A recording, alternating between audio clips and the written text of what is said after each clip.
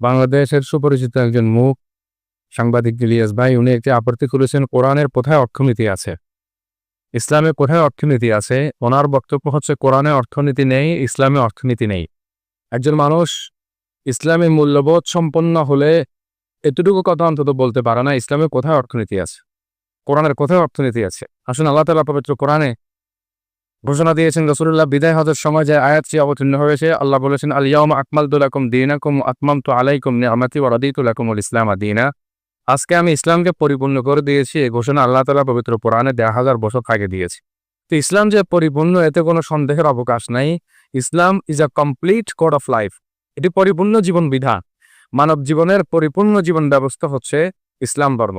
তো ইসলাম যে আল্লাহ তাআলা পরিপূর্ণ ঘোষণা দিলেন, ইসলাম পরিপূর্ণ হবে অর্থনীতি ছাড়া, ইসলাম পরিপূর্ণ হবে ইকোনমি ছাড়া, এটা হতে পারে না। অর্থাৎ ইসলাম পরিপূর্ণ, এর ভিতরে ইকোনমি আছে, অর্থনীতি আছে।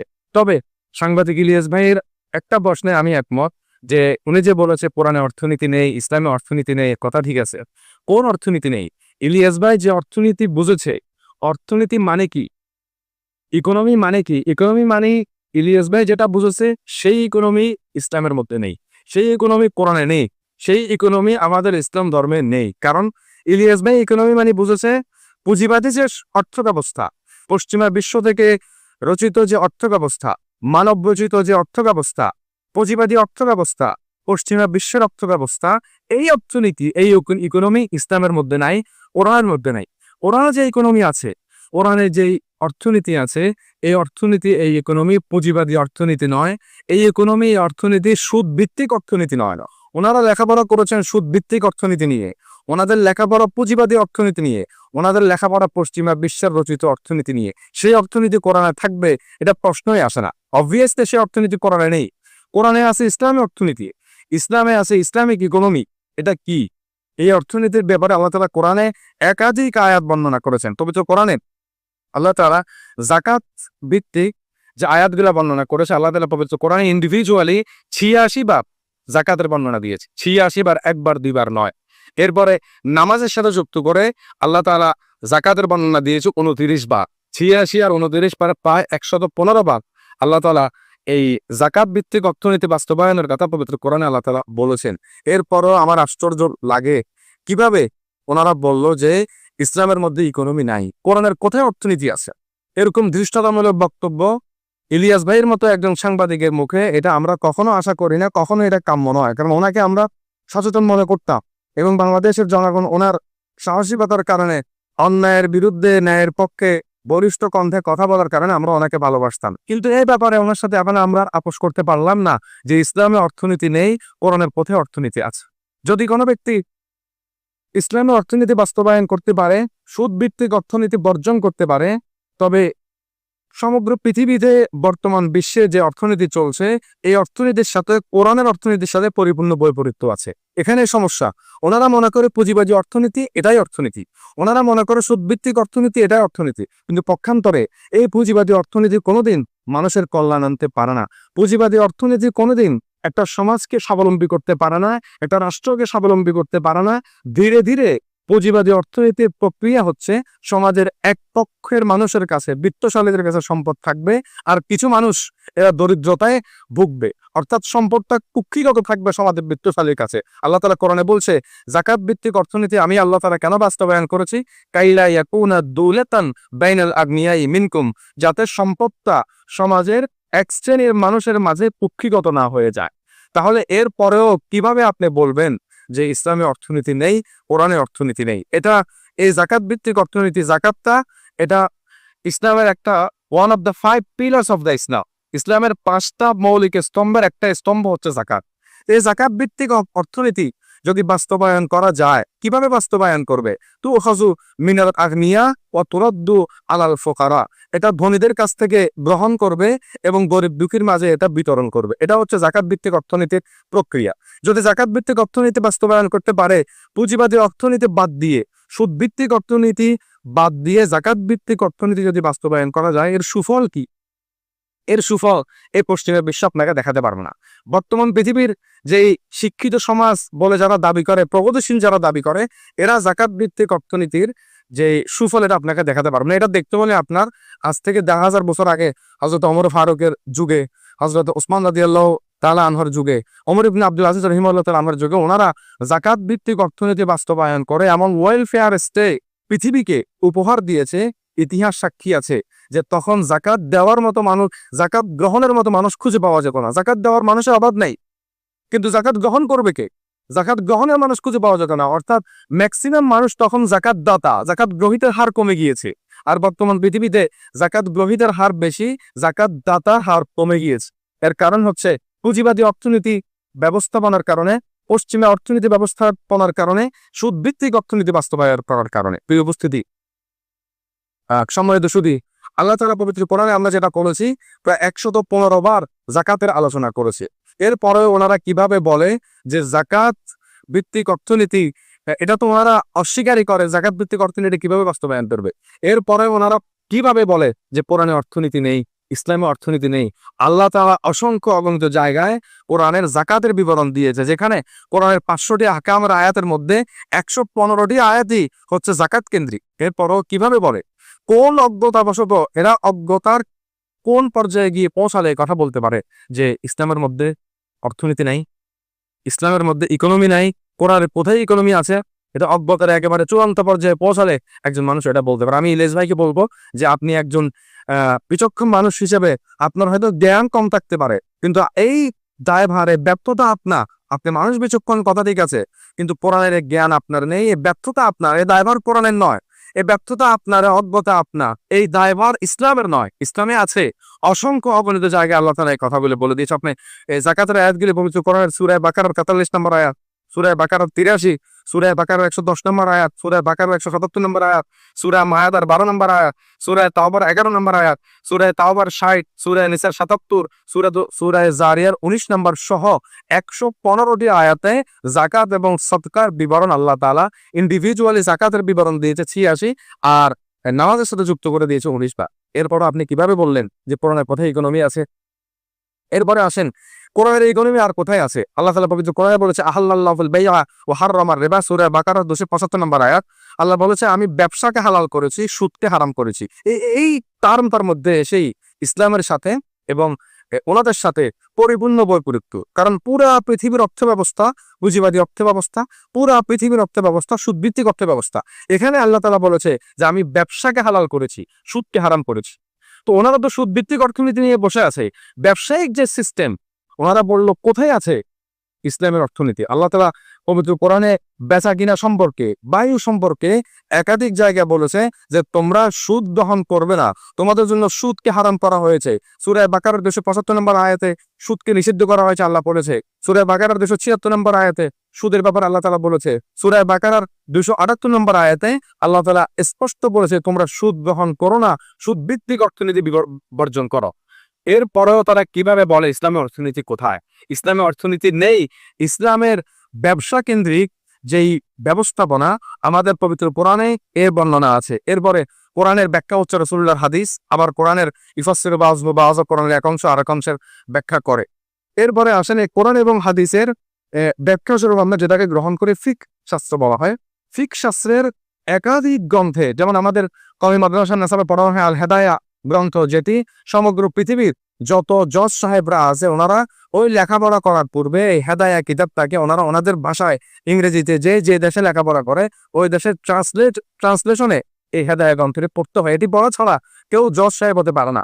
তো প্রত্যেকটা জজ উনি যে আপনার ব্যবস্থাপনা করছেন, উনি যে বিচার ব্যবস্থার বাস্তবায়ন করছে, ওনার হেদায়া গ্রন্থ পড়া রাখ। তো আপনি কিভাবে বলেন ইসলামী ইকোনমি নেই? প্রত্যেকটা বিষয়ে ইসলামের ইকোনমির প্রতিটি গ্রন্থে অধ্যায় অধ্যায় অনুচ্ছেদে অনুচ্ছেদে বিবরণ আছে। কিতাবুল বুয়ু নামে শিরোনাম আছে। কিতাবুল বুয়ুতে আপনার বেচা কিনার যে প্রক্রিয়া হবে, বাইউল ফাসিদ, বাইউল সহিহ, আল বাইউল বাতিল, প্রত্যেকটা প্রক্রিয়া, কোন বেচা কিনা বিশুদ্ধ, কোন বেচা কিনা অশুদ্ধ, কোন বেচা কিনা শুদ্ধ নয়, এই শিরোনামগুলো দিয়ে প্রতিটি কিতাবের মধ্যে এই বেচা কিনার অধ্যায়, ব্যবসাকে কিভাবে এস্টাবলিশ করা যায়, ব্যবসার মাধ্যমে পৃথিবীর অর্থনীতির মেরুদণ্ড কিভাবে শক্তিশালী করা যায়, এই বিষয়টা তো এটা স্বতঃসিদ্ধ, এটা সবাই জানে না। এরপরে আসেন ব্যবসার জন্য বর্তমান পৃথিবীতে ঋণ নেওয়া লাগে, সুদের উপরে ঋণ নেওয়া লাগে। তো এখানে ইসলামের ব্যবস্থাপনা ছিল রিদ নয় বাইওয়াল মুজারেবা, অর্থাৎ আমার শ্রম আপনার, আমার অর্থ আপনার শ্রম, লভ্যাংশ সমান সমান ভাগ হবে। কিন্তু এটাকে আমাদের দেশে এখন সুদভিত্তিক নীতিতে পরিণত করেছে। এরপরে আসেন ব্যবসাতে আপনি কি পরিমাণ লাভ করবেন। বাজার থেকে আপনি 300 টাকার পণ্য কিনে 30,000 টাকা বিক্রি করবেন। বাংলাদেশের ঈদের সময় ম্যাজিস্ট্রেটরা বিভিন্ন জায়গায় গিয়ে ওনারা দেখে যে একটা পণ্য, দেশি পণ্য, সেখানে পাকিস্তানি পণ্যের সিল লাগিয়ে দিয়েছে, বাহিরের পণ্যের সিল লাগিয়ে দিয়েছে। 300 টাকা সব বাজার থেকে কিনে সেটা 12,000 টাকা 15,000 টাকা বিক্রি করছে। এই অর্থনীতি ব্যবস্থা ইসলামে হয়। যদি ইসলামী অর্থনীতি ব্যবস্থা বাস্তবায়ন করা যায়, ইসলামী হুকুমত রাষ্ট্র ব্যবস্থা যদি হয়, তখন আপনার এরা এইভাবে বেচা কেনা করতে পারবে না। এর জন্য আলাদাভাবে অনুচ্ছেদ দেওয়া আছে আপনার আল-বাইউল মুসাওয়ামা, আল-বাইউল মুরাবাহা, আল-বাইউত তাওলিয়া, এই শিরোনামগুলাতে। অর্থাৎ আপনি পণ্য কিনে কি পরিমাণ বেনিফিট আপনি পণ্য থেকে পাবে, কি পরিমাণ লাভ করবেন, এটাও ইসলামের সীমাবদ্ধতা দিয়েছে। এরপরে আসেন আমাদের বর্তমান পৃথিবীতে আধুনিক যুগে প্রযুক্তি ব্যবহার করে ড্রপ শিপিং এর ব্যবসা করে, আপনার ওয়েবসাইটকে ব্যবহার করে ফ্রিল্যান্সিং যারা করে, যে সমস্ত যুবক ভাইরা, ওনারা ড্রপ শিপিং এর বিজনেস করে। তো ওনারা অন্যের পণ্য নিজের ওয়েবসাইটে অ্যাড করে সেই পণ্যটা বিক্রি করে, কোম্পানির পণ্য বিক্রি করতে ওনারা কমিশন খায়, কমিশন সেখান থেকে পায়। তো এটা যে ড্রপ শিপিং এর ব্যবসা, শেয়ার বাজার যেটা আমরা বলি, বা শেয়ার বাজার হোক, ড্রপ শিপিং হোক, এটার জন্য আপনার কি আছে, শরীয়তের পরিভাষায় কিতাব ও শিরকা, আপনার একত্রে যৌথভাবে বিজনেস কিভাবে পরিচালনা করবেন। তো ইসলামিক ব্যবসার কোন অংশটা নাই, আপনি এটা আমাকে বলেন। আপনি কিভাবে বললেন যে ইসলামী ইকোনমি কি আছে, ইসলামী অর্থনীতি কোথায় আছে? হাল তোমরা খাবে না, ইয়া আইয়ুহাল্লাযীনা আমানু লা তাকুলু আমওয়ালাকুম বাইনাকুম বিল বাতিল, তোমরা পরস্পরের সম্পদকে তোমরা অন্যায়ভাবে ভক্ষণ করবে না। তো আল্লাহ তাআলা তো এখানেও বলেছে যে চাঁদাবাজি নিষিদ্ধ। শেয়ারে ব্যবসা করলে অন্যায়ভাবে একে অপরের পণ্য খাবে না, অন্যায়ভাবে একে অপরের সম্পদকে তোমরা দহন করবে না। ইসলামের অর্থনীতির কোন অংশটা নেই? এই যে বর্তমান পৃথিবীতে আমরা মাঝে মাঝে দেখি যে আমাদের বাংলাদেশে পর্যন্ত কি করা হয়, যে বাজারে কৃত্রিম সংকট তৈরি করে পণ্যের অধিক মূল্য হাঁকানো হয়, দ্রব্য মূল্য বাড়িয়ে দেওয়া হয়। এই ব্যাপারে ইসলামের নির্দেশনা আছে। কোন ব্যাপারে? ব্যবসায়িক খাতে পুরা পৃথিবীর মেরুদণ্ড দাঁড়িয়ে আছে ব্যবসার উপরে। অর্থাৎ অর্থনীতির মূল ফোকাসটা হলো বিজনেস। এই বিজনেসের কোন পার্ট আপনি বলেন যে এই পার্টটা ইসলামে নাই, আমি আপনাকে সেই পার্ট দেখাবো। আপনি বলেন বিজনেসের এই পার্টটা নাই, সেই পার্ট আপনাকে আমি খুঁজে খুঁজে দেখাবো। ফিকহ শাস্ত্রের মধ্যে, রাসূলুল্লাহর হাদিসের মধ্যে, কোরআনের আয়াত বড় ধরে আপনি সাংবাদিক ইলিয়াস ভাইকে আমি দেখাবো যে বিজনেসের প্রতিটা পার্ট, অর্থনীতির প্রতিটা অংশ, ইকোনমির প্রতিটা পার্ট আল্লাহ তাআলা কোরআনে বলেছেন, এবং সেখান থেকে রাসূলুল্লাহর হাদিসে এসেছে, এবং সেখান থেকে ফিকহ শাস্ত্রের প্রতিটি অধ্যায়ে, ম্যাক্সিমাম অধ্যায়ে, ব্যয় সংক্রান্ত, ব্যবসা সংক্রান্ত অধ্যায়গুলোর মধ্যে আছে। এই যে বাজারজাত করে পণ্য মজুতদারি যে বিধান, পণ্য মজুত করে মূল্যকে বাজারে কৃত্রিম সংকট তৈরি করে পণ্যের অধিক মূল্য হাঁকানো হয়, এ ব্যাপারে আল্লাহ রাসূল হাদিসের মধ্যে বলছেন আল জালিবু মারজুক ওয়াল মুখতাকিরু মালওয়ান, ইবনে মাজার 2153 নম্বর হাদিস, যে ব্যক্তি পণ্য মজুত করে সে ব্যক্তি আল্লাহর পক্ষ থেকে লানত প্রাপ্ত, আর যে ব্যক্তি পণ্য আমদানি করে সে আল্লাহর পক্ষ থেকে রিজিক প্রাপ্ত। এভাবে অসংখ্য অগণিত হাদিসের মধ্যে বর্ণনা আছে, যারা নাকি আপনার এই পণ্য মজুত করে ব্যবসা করে, মানুষকে বিপদগামী করে দেয়, পণ্যের মূল্য হাঁকিয়ে বাজারে কৃত্রিম সংকট তৈরি করে, এদের ব্যাপারে স্পষ্ট বর্ণনা করা হাদিসের মধ্যে আছে। তো আপনি আমাকে বলেন কোন যুক্তিতে, আমাদের ইলিয়াস ভাইয়ের কাছে আমার প্রশ্ন, কোন যুক্তিতে আপনি এটা বললেন যে ইসলামের কোথায় ইকোনমি আছে? ইসলামের ইকোনমি নাই কোথায়? যেখানে 115টির আয়াত যাকাত ভিত্তিক অর্থনীতি বাস্তবায়নের জন্য আল্লাহ তাআলা দিলেন, যেখানে আল্লাহ তাআলা বলে দিলেন ইয়া আইয়ুহাল্লাযীনা আমানু ইযা তাদায়ানতুম বিদাইনিন ইলা আজালিন মুসাম্মা ফাকতুবুহু, ঋণ যে মানুষকে দেয়, একে অপরকে ঋণ দিলে সেখানে আল্লাহ বলেছে তোমরা লিখে রাখ, এবং প্রয়োজনে সাক্ষী নাও, দুইজন সাক্ষী নিবে, লিখে রাখবে। ব্যবসার এই পদ্ধতিতে পর্যন্ত আল্লাহ তাআলা বলে দিয়েছেন। এরপরে আল্লাহ বলেছে লা তাকুলু আমওয়ালাকুম বাইনাকুম বিল বাতিল, তোমরা পরস্পর ব্যবসা করবে কিন্তু একে অপরের সম্পদ অন্যায়ভাবে তোমরা সেখানে খেয়ে ফেলবে না, চাঁদাবাজি করবে না, এগুলো আল্লাহ তাআলা বলে দিয়েছে। এরপর আল্লাহ আরো বলেছে ইয়া আইয়ুহাল্লাযীনা আমানু লা তাকুলু আমওয়ালাকুম বাইনাকুম বিল বাতিল ইল্লা আন তাকুনা তিজারাতান আন তারাদিন মিনকুম ওয়া লা তাকতুলু আনফুসাকুম ইন্নাল্লাহা কানা বিকুম রহিমা। এরপর আল্লাহ অন্য জায়গায় বলেছে ওয়ালা তাকরাবু মালাল ইয়াতীম ইল্লা বিল্লাতি হিয়া আহসান, এতিমের সম্পদ পর্যন্ত ভক্ষণ করার ব্যাপারে আল্লাহ তাআলা সতর্কতা করেছেন, তোমরা এতিমের সম্পদ ভক্ষণ করবে না। এখন আপনি বলেন অর্থনীতির কোন পার্ট ইসলামের মধ্যে নেই? প্রতিটি অংশ, অর্থনীতির প্রতিটি পার্ট ইসলামের মধ্যে স্পষ্ট, সুস্পষ্ট, বিস্তারিত অর্থনীতির প্রতিটি পার্ট বিবরণ আছে। একজন মানুষ ইসলামী মূল্যবোধ সম্পন্ন হীন হলে, কতটা অজ্ঞ হলে এই কথা বলতে পারে কোথায় ইসলামী ইকোনমি আছে, কোরআনে কোথায় ইকোনমি আছে? ইলিয়াস ভাইকে বলবো আপনি আগে লেখাপড়া করেন, আপনার অজ্ঞতা এটা ইসলামের দায়ভার নয়। আপনি জানেন না, আপনার গভীরতা কম, জ্ঞানের গভীরতা কম। একজন মানুষ পুকুরে 2 হাতের একটা লাঠি নিয়ে যদি পুকুর গুঁতো দেয় আর বলে যে পুকুরের তলা খুঁজে পাচ্ছি না, পুকুরের তলা হচ্ছে 20 হাত, তো ইসলামের গভীরতা হচ্ছে 20 হাত, আর আপনার হাতের লাঠি হচ্ছে মাত্র 2 হাত। এই 2 হাত লাঠি দিয়ে খুঁজে আপনার এই পুঁজিবাদী অর্থনীতির শিক্ষা নিয়ে, পশ্চিমা বিশ্বের শিক্ষা নিয়ে, সুদভিত্তিক অর্থনীতির শিক্ষা নিয়ে আপনি কোনোদিন ইসলামী অর্থনীতির গভীরতা খুঁজে পাবেন না, কোনোদিন সম্ভব নয়। এজন্য আপনি আগে লেখাপড়া করেন, জ্ঞান চর্চা করেন, প্রয়োজন ওলামায়ে কেরামের সহবতে যান, ওলামায়ে কেরামের কাছে গিয়ে বিদ্বেষ পোষণ না করে শিক্ষা গ্রহণের চেষ্টা করেন। আপনার দ্বিতীয় প্রশ্ন ছিল যে সরমায়ে পীর সাহেব কি পারবে, যে আফগানিস্তান যেভাবে রফিকুল ইসলাম মাদানী বলেছে আফগানিস্তানে ইসলামী হুকুমত কায়েম হয়েছে, ওনারা এটা আবিষ্কার করছে সেটা আবিষ্কার করছে, আপনি বললেন যে চরমনায় পীর সাহেব কি পারবে, বাংলাদেশের হুজুররা কি পারবে এগুলি আবিষ্কার করতে? আঙ্গুলটা শুধু বাংলাদেশের হুজুরদের দিকে কেন, আপনি আঙ্গুলটা সৌদি আরবের দিকে দেন। সৌদিতে কি আবিষ্কার করেছে, মিডল ইস্টে কি আবিষ্কার করেছে, দুবাই, কাতার সহ পৃথিবীর যতগুলি আরব কান্ট্রি আছে আবিষ্কার করেছে আমাকে বলেন। আপনি শুধু বাংলাদেশের হুজুরদের দিকে আঙ্গুল তোলেন। বাংলাদেশের রাষ্ট্রীয় কাঠামো যদি ঠিক না হয়, আচ্ছা আপনি বললেন যে বাংলাদেশের হুজুররা কি আবিষ্কার করলো, বাংলাদেশের হুজুররা কি আবিষ্কার করতে পারবে? আপনি আমাকে আগে এই উত্তরটা দেন। আমাদের মাদ্রাসায় বিজ্ঞান পড়ায় কিনা আপনি প্রশ্ন তুলেছেন। হ্যাঁ, মাদ্রাসায় বিজ্ঞান পড়ায়, তবে এখানে আমাদের ব্যর্থতা হচ্ছে ইসলামী ইকোনমি আমরা পড়াচ্ছি, বিজ্ঞান আমরা পড়াচ্ছি, তবে আমরা আমাদের ছাত্রদেরকে অ্যাডভান্স লেভেলের যে পড়া, কোরআনে প্রতিটি বিষয় অ্যাডভান্স লেভেলে আছে, কিন্তু আমাদের চিন্তা চেতনা অ্যাডভান্স লেভেলে না, আমাদের চিন্তা চেতনা বেসিক লেভেলে। আমরা আমাদের ছাত্রদেরকে অ্যাডভান্স লেভেলে যে কোরআনের পড়াগুলো, এগুলি অ্যাডভান্স লেভেলে পড়ালে ছাত্ররা বুঝতে পারবে। আমাদের কওমি মাদ্রাসার কিছু ছাত্ররা আছে, ওনারা বলতেছে যে সাংবাদিক ইলিয়াস ভাইয়ের বিরোধিতা না করে কওমি মাদ্রাসার নেশাব পরিবর্তন করো। এর গাধাগুলা, কওমি মাদ্রাসার নেশাবে তোমাদেরকে কি ছাত্রদেরকে কিতাবুল বই পড়াচ্ছে না? কওমি মাদ্রাসা তোমাদেরকে বাইউল একালা পড়াচ্ছে না? কওমি মাদ্রাসা তোমাদেরকে বাইউল মুসামা পড়াচ্ছে না?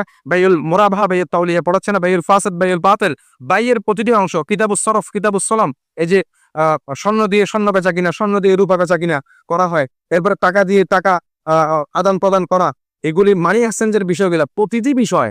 এরপরে আমাদের দেশে প্রচলিত আছে আপনার ইটের ভাটায় একটা বিজনেস চালু আছে যে বাইউস সালাম বলা হয়। তারা আগে বর্ষাকালের সিজনে কি দেয়, টাকা দেয়, এবং পরে শীতকালের সিজনে সেখান থেকে তারা ইট ক্রয় করে নিয়ে আসে টাকা আগে, তো নগদ টাকা পণ্য বাকি। এই প্রতিটি মাসালার সিস্টেম গুলা সবগুলো ইসলাম অর্থনীতিতে আছে, এগুলি একেবারে অ্যাডভান্স লেভেলে আছে, কিন্তু আমরা ছাত্রদেরকে এগুলো অর্থনীতির শিরোনামে পড়াই না, আমরা কিতাবুল বুয়ু, ব্যবসা অধ্যায়ে পড়াই, ব্যবসা শিরোনামে পড়াই। এজন্য আমাদের ছাত্ররা তারাও উল্টো পাল্টা লাফাচ্ছে সাংবাদিক ইলিয়াসের পক্ষে যে কওমি মাদ্রাসার নেশাব পরিবর্তন করো। কওমি মাদ্রাসার নেশাব ঠিক আছে, কওমি মাদ্রাসায় তোমাদেরকে এই কিতাবুল বুয়ু পড়ানো হচ্ছে, অর্থনীতি পড়ানো হচ্ছে। একজন আলেম যদি তাকমিল পাস করার পরে সে বলে যে কওমি মাদ্রাসায় নেশাব পরিবর্তন করা প্রয়োজন, অর্থনীতি পড়ায় না, কোরআনে অর্থনীতি নাই, সে যদি ইলিয়াসের সাথে তালে তাল মিলায় ছাগলের 3 নম্বর বাচ্চার মতো, এর মতো মানে হতভাগা, এর মতো এরকম হারামখোর তালে মেলে মারতে পারে না। কওমি মাদ্রাসায় একেবারে উদ্দুখানা থেকে বেহেশতে জেওর থেকে শুরু করে সরা বেকায়া, সরজামের কানজুদ দাকায়েক থেকে শুরু করে আদায়া সহ বুখারী পর্যন্ত অর্থনীতির প্রতিটি কিতাবে অর্থনীতির অধ্যায়, ছোট বড় অর্থনীতির অধ্যায় আছে। আসেন, তো তিনি যেটা বলেছে আমরা পারবো কিনা, আমরা কখন পারবো, যদি আমাদের বাংলাদেশের কাঠামো পরিবর্তন হয়। আপনি আমাকে আগে বলবেন ইলিয়াস ভাই যে বাংলাদেশের যে ঢাকা ভার্সিটি আছে, ঢাকা ভার্সিটির ছাত্ররা, ডুয়েটের বুয়েটের চুয়েটের ছাত্ররা, ওনারা কোথায় মিসাইল তৈরি করেছে? ডুয়েট বুয়েটের ছাত্ররা, ঢাকা ভার্সিটি, চিটাং ভার্সিটি, বরিশাল, এরপরে রাজশাহী ভার্সিটির ছাত্ররা, ওনারা কবে আপনার মোবাইল আবিষ্কার করেছে? আমাদের দেশে প্র্যাকটিক্যাল পরীক্ষার মধ্যে পরীক্ষা দেয় আমাদের বিজ্ঞানের ছাত্ররা, সায়েন্সের ছাত্ররা, যে মোবাইল আবিষ্কার করেছে কে, কম্পিউটার আবিষ্কার করেছে কে, মাইক্রোফোন আবিষ্কার করেছে কে, গাড়ি আবিষ্কার করেছে কত সালে, ইলেকট্রিশিয়ান যে ইলেকট্রিসিটি কারেন্ট আবিষ্কার করেছে কত সালে, নামগুলা লাগে। আর বাহিরের দেশের পরীক্ষাগুলাতে, বিশেষ করে ইউরোপের পরীক্ষাগুলোর মধ্যে তারা প্র্যাকটিক্যাল পরীক্ষা দেয়, একসাথে গ্রুপ স্টাডি করে, তারা সেখানে আবিষ্কার করে, তাদের সামনে বিভিন্ন যন্ত্রাংশ দেওয়া হয়, সেগুলি দিয়ে তারা তৈরি করে। আমাদের দেশে ওদের নামগুলো এক। তো আমাদের দেশের বিজ্ঞান প্রযুক্তি বিশ্ববিদ্যালয়গুলা কোন ছাত্র আবিষ্কার করেছে মিসাইল, কোন ছাত্র আবিষ্কার করেছে মাইক্রোফোন, কোন ছাত্র আবিষ্কার করেছে কম্পিউটার, কোন ছাত্র আবিষ্কার করেছে ল্যাপটপ? আমাদের দেশের অবকাঠামো ঠিক নেই। এই অবকাঠামোর বিরুদ্ধে গিয়ে যে দেশের কাঠামোতে এখনো পর্যন্ত স্বাধীনতার 55 বছর পরে এই দেশের সামরিক শক্তি এখনো এত পরিমাণ দুর্বল যে বাংলাদেশের ডক্টর ইউনূস সরকার পর্যন্ত বলতে বাধ্য হয়েছে, এই সময়ে সারা পৃথিবীতে যেভাবে যুদ্ধের দাবানল জ্বলে উঠছে, এই সময়ে যদি যুদ্ধের প্রস্তুতি না নেওয়া হয়, এটা বোকামি ছাড়া কিছু হবে না। তো যেখানে আমাদের দেশে স্বাধীনতার 55 বছর পরে একটা মিসাইল আবিষ্কার করা গেল না, আমাদের দেশে একটা আপনার পারমাণবিক শক্তি কমিশন কেন্দ্র তৈরি করা গেল না, এটার বিরুদ্ধে গিয়ে মাদ্রাসা শিক্ষার হুজুররা যদি তারা এখন বলে আমরা মিসাইল বানাবো, জঙ্গিবাদ বলা ছাড়া কোনো উপায় থাকবে, জঙ্গিবাদ বলে ধরে নিয়ে যাবে। আমাদের দেশের বিজ্ঞান প্রযুক্তি বিশ্ববিদ্যালয়ের ছাত্ররা যেখানে অগ্রসর হতে পারছে না, আমাদের দেশের চুয়েট ছাত্ররা যেখানে এগুলো আবিষ্কারের ব্যাপারে তারা এখনো অগ্রগামী, তাদের নাই অগ্রগতি নেই, তাদের ব্যাপারে প্রশ্ন তোলেন না, মাদ্রাসার হুজুরদের ব্যাপারে শুধু আপনাদের কেন আঙুলটা ওঠে।